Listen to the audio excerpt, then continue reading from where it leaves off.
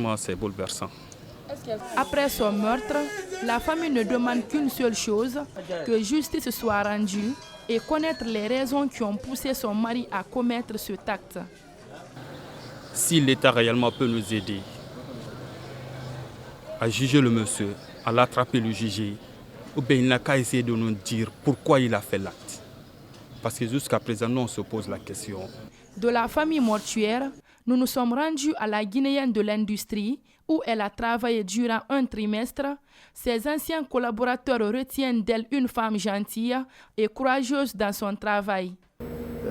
Madame Nabé, Tunkara Fatmata a travaillé chez nous pendant un trimestre à peu près. Et ce que je retiens d'elle, c'est surtout sa soif d'apprendre et sa joie de vivre. Je retiens d'elle une fille très gentille. Quand elle était là, je me souviens même chaque fois qu'elle apportait le plat de la fille et de yaourt ici. Et elle était très charmante et très agréable, vraiment. Et je regrette vraiment de son assassinat. Ce garçon innocent de 3 ans ne reverra plus sa mère, même s'il n'en a pas encore conscience. Des enseignants contractuels sulfureux, ils menacent de descendre dans les rues ce lundi si toutefois leur liste n'est pas publiée devant le siège du SNE. Une délégation du ministère ce week-end a tenté de les rassurer. Djibril Ba, Ibrahima Souri Kamara, reportage. Samedi, ils ont été nombreux devant le siège du syndicat national de l'éducation. Ces contractuels ne demandent qu'une chose, l'amélioration de leurs conditions de vie. Si toutefois rien n'est fait, d'ici la semaine prochaine, nous allons nous faire entendre sur toute l'étendue du territoire national. Ensemble nous pouvons! Le secrétaire général du SNE parle déjà d'une victoire suite à la présence d'un émissaire du département de l'éducation. Mais il n'exclut pas une menace. La meilleure façon, c'est de faire en sorte que la liste soit publiée. Si la liste est publiée au même titre d'égalité que la première liste qui est publiée, je crois que ça permettra à chacun d'être rassuré. La délégation du ministère de l'Éducation nationale rassure et sollicite la compréhension des uns et des autres. Recensez tous les différents problèmes que vous avez pour que la coordination puisse nous trouver lundi matin au département, pour qu'ensemble on trouve solution. Pour l'amour de Dieu, moi je vous demande de vous retenir, je vous demande du calme, pas la violence. Nous allons passer par la voie pacifique pour voir ce qu'on peut faire pour vous. Ces contractuels, au nombre de plus de 1500, ont remplacé les enseignants grévistes l'an passé. Leur leitmotiv aujourd'hui, intégrer la fonction publique, ce qui n'est pas évident pour le moment. Le mouvement des déçus et frustrés adhère au FNDC, adhésion au cours de laquelle les membres de ce mouvement ont invité les membres du CNT, Conseil national de la transition, notamment Rabiatou Serra Diallo, à défendre la Constitution. Ils ont également fustigé le parjure que s'apprête à faire le président de la République en proposant une nouvelle Constitution en Guinée. Alseni Bari, Yacouba Traoré. C'est cet homme qui est le président du mouvement des Dessus, est frustré. En compagnie des membres du Front national pour la défense de la Constitution, il est venu officiellement s'engager aux côtés de cette structure. Comme argument, il déplore les propos visant à renier la Constitution actuelle et invite les fers de lance qui ont procédé à l'élaboration de la Constitution en 2010 à monter au créneau. Rabiatou Serra, les membres du RPG et de la société civile, tous sont appelés à soutenir le front. Depuis Adja Rabiatou jusqu'au dernier membre du CNT, il devait se lever comme un seul homme pour défendre cette constitution. On ne peut pas les traîner dans la boue de cette façon-là. Ils représentaient bien le peuple de Guinée.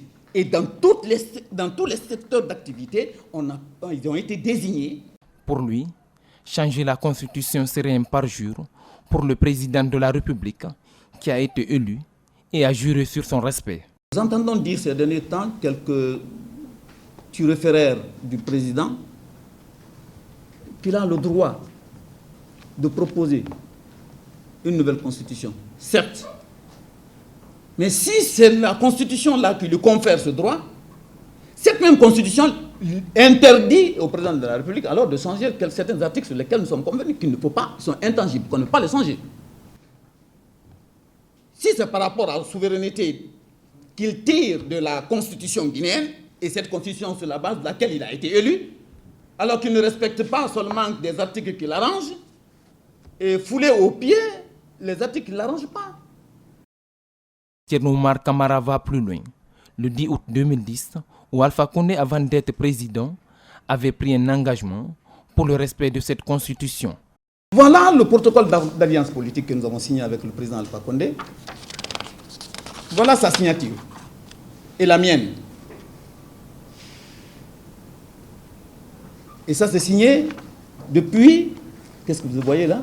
10 août 2010. Le 10 août 2010. Nous sommes convenus avec le président Alpha Condé de ne pas changer la constitution. Il était d'accord.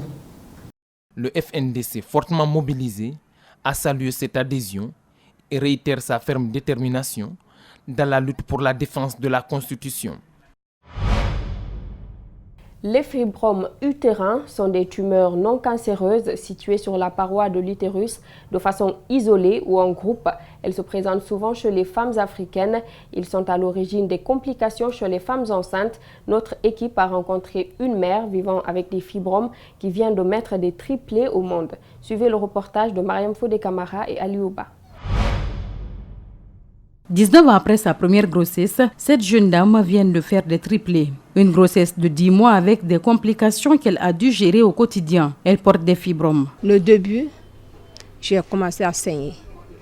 J'ai saigné. Un jour, je suis allée dans la toilette. À mon retour en venant, j'ai épuisé un. J'ai commencé à saigner. Ils ont refait l'échographie. L'échographie avait dit qu'il n'y en a plus.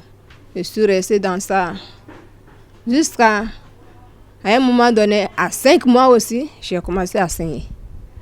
Le saignement a fait encore que j'ai épuisé un. Nous avons rencontré un médecin gynécologue pour en savoir plus. Selon ce médecin, les fibromes qui frappent souvent les femmes africaines peuvent être associés à une grossesse. L'utérus va grossir de plus par rapport à un utérus normal qui n'a pas d'autre chose. Qu'est-ce qui arrive? C'est que cette femme est souvent exposée. Si elle fait une échographie en début de grossesse, l'échographie peut retrouver 5 embryons comme ça ou 5 fœtus. Mais il y a possibilité, le fait qu'il y ait surdistension, qu'il y ait des expulsions, des embryons ou des fœtus en début de grossesse sont possibles. Le médecin invite ses pairs à ne pas toucher aux fibromes lors des accouchements qui ont des conséquences hémorragiques parfois mortelles. Au cours de l'accouchement, la plupart des femmes qui ont des fibromyoses, si c'est découvert à temps, les médecins indiquent des césariennes. Au cours de ces césariennes, j'informe nos collègues médecins qu'il ne faut pas toucher le fibromyome parce que ça a des conséquences. Ça va faire que des troubles de coagulation peuvent s'installer. Ça peut faire qu'on a des difficultés pour que l'utérus se rétracte. Et si la prise en charge ne suit pas immédiatement, peut aboutir parfois à des interventions. Il faut enlever l'utérus carrément pour sauver la femme. Malgré les traitements suivis après l'accouchement, Mariam et l'un des triplés n'ont toujours pas recouvré leur santé.